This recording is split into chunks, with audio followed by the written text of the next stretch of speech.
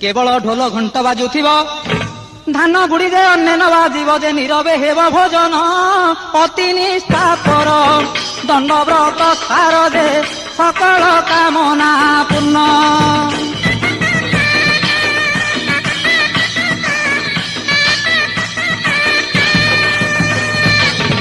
द्वितीय दंड अटे उजागर 13 राति कटाइब कष्टर। तृतीय दंड गृह त्यागी हेब। चतुर्थे मैथुन को पासरी दिव जे पंचमे पादे चलिब जान जे बाहन पादुका धारण जे आश्रय पूर्ण करिब।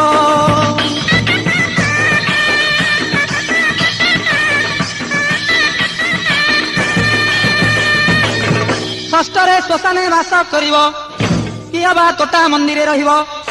नदी अबा पुष्करणी कूलर बास जे करिब दिवस 13 जे धूली दंड सप्तम रे।